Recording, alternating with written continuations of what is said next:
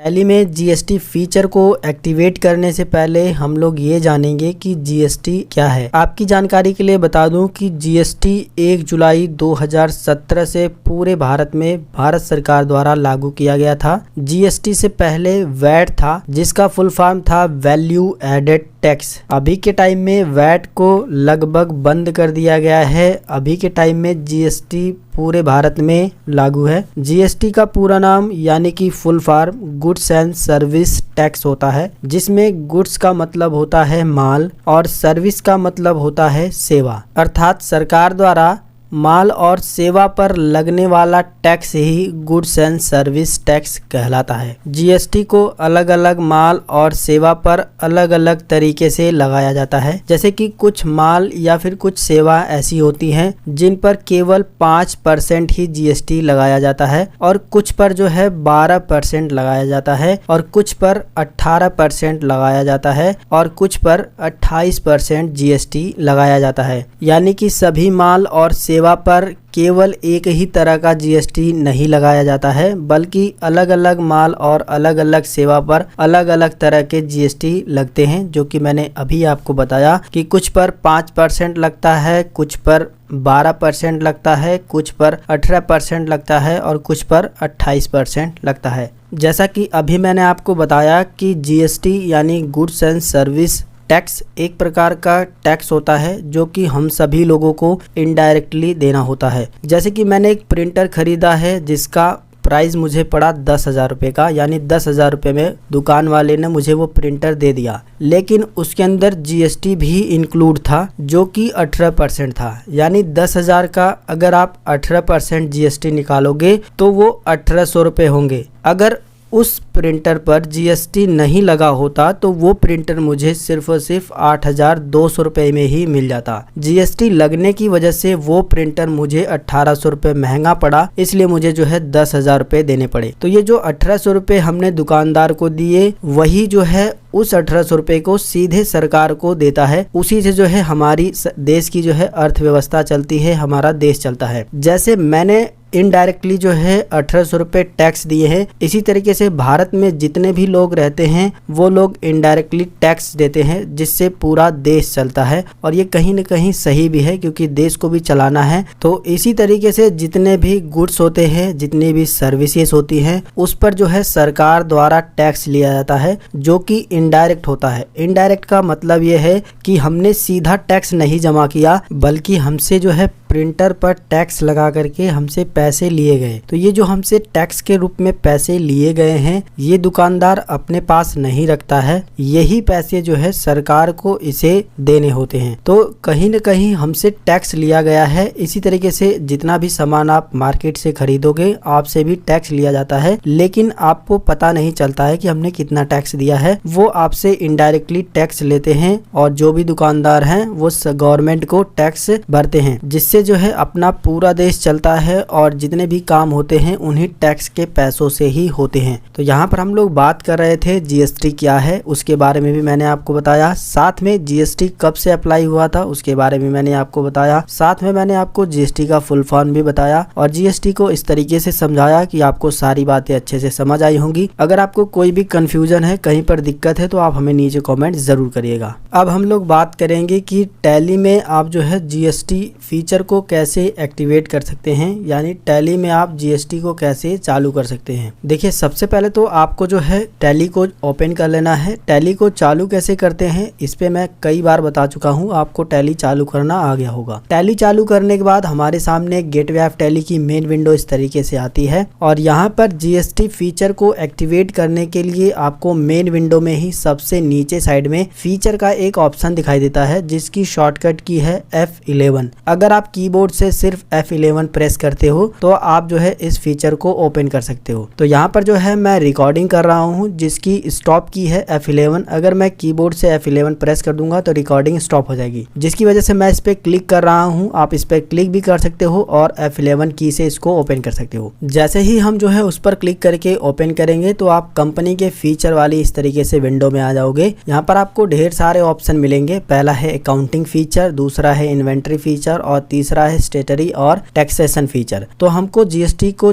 Activate करने के लिए स्टेटरी एंड टैक्सेशन वाले फीचर में आना है, जिसके पे आप जो है कीबोर्ड से भी इस तरीके से आ सकते हो, या फिर आप कीबोर्ड से सिर्फ एस की को प्रेस करते हो तो भी आप इस ऑप्शन को ओपन कर सकते हो, क्योंकि इसकी शॉर्टकट की एस है। इसके अलावा आपको ऊपर राइट साइड में इसके शॉर्टकट भी मिल जाते हैं। अगर आप अकाउंटिंग फीचर को ओपन करना चाहो तो F1 से करोगे, इन्वेंट्री फीचर को ओपन करना चाहो तो F2 से करोगे, स्टेटरी एंड टैक्सेशन फीचर को ओपन करना चाहो तो F3 से प्रेस करोगे। आप जो है जिस भी तरीके से इसको ओपन करना चाहो कर सकते हो, सारे तरीके मैंने आपको बता दिए हैं। तो हम जो है उस पर आने के बाद एंटर की को प्रेस करेंगे। इसके बाद हमारे पास इस तरीके से एक स्टेटरी एंड टैक्सेशन की विंडो आती है। इसके अंदर हमको सबसे पहले ही ऑप्शन मिल जाता है enable goods and service tax GST. हमको क्या करना है, कीबोर्ड से वाई प्रेस करना है, कीबोर्ड से वाई प्रेस करना है। तो यहाँ पर देखोगे वाई लिखा हुआ आ जाएगा। अब आपको सिर्फ और सिर्फ एंटर की को प्रेस करना है तो वो एस हो जाएगा, यानी कि आपको जीएसटी का ये जो फीचर है इसको यस कर लेना है। और यहाँ पर ये जो है सेट अल्टर जीएसटी डिटेल्स, इसको भी जो है आपको वाई प्रेस करके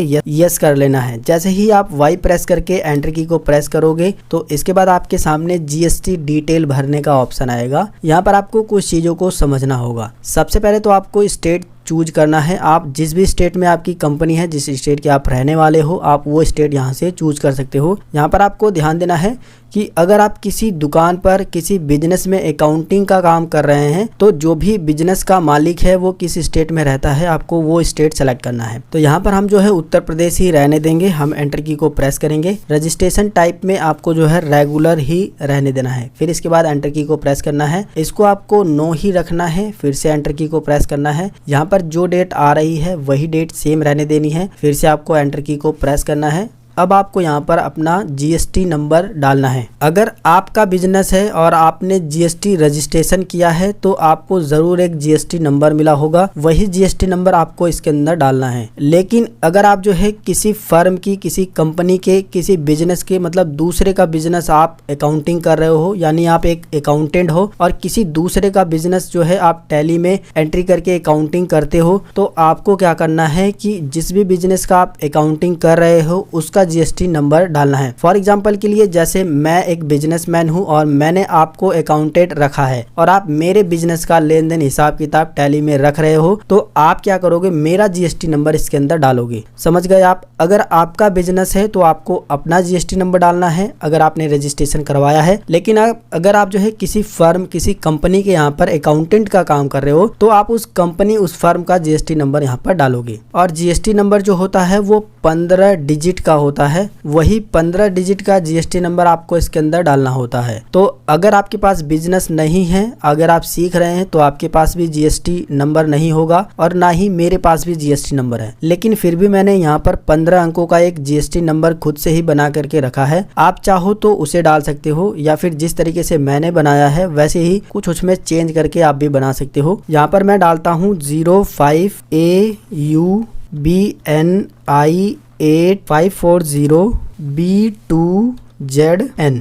तो ये मैंने जीएसटी नंबर खुद से ही बनाया है, बस आपको समझाने के लिए। अगर आप यही जीएसटी नंबर डालना चाहो तो डाल सकते हो सीखने के लिए। जीएसटी नंबर डालने के बाद आपको एंटर की को प्रेस करना है। जैसे ही आप जो है एंटर की को प्रेस करोगे तो यहाँ पर एक इस तरीके से एरर का मैसेज आएगा। ये वार्निंग आपको दे रहा है कि जो आपने जीएसटी नंबर डाला है वो गलत है। हमको भी पता है और आपको भी पता है कि ये गलत है, क्योंकि हमारे पास भी जीएसटी नंबर नहीं है और आपके पास भी हो सकता हो न हो। तो हम गलत जीएसटी नंबर डाले ही हैं कुछ अपने तरफ से बना करके। तो अभी के टाइम में आपको इसको इग्नोर करना है, अभी आपको इस पे ध्यान नहीं देना है क्योंकि हमने गलत डाला ही है। लेकिन अगर आपके पास जीएसटी नंबर है, या फिर आप किसी भी कंपनी में जो है अकाउंटिंग का काम करते हैं और उस कंपनी ने जीएसटी रजिस्ट्रेशन कराया है और उसके पास जीएसटी नंबर है और वो नंबर डालने के बाद आपको इस तरीके से मैसेज आ रहा है, तो इसका मतलब ये है कि आपने कहीं पर भी थोड़ी बहुत मिस्टेक की है। आपको यहाँ पर चेक कर लेना है कि कहाँ पर आपकी मिस्टेक हो रही है। अगर इस तरीके से मैसेज आ रहा है तो कहीं ना कहीं आपके जीएसटी में कुछ डिजिट की मिस्टेक हो सकती है। तो फिलहाल अभी हम लोग जो है सीख रहे हैं, तो हम इसी जीएसटी नंबर से काम चलाएंगे।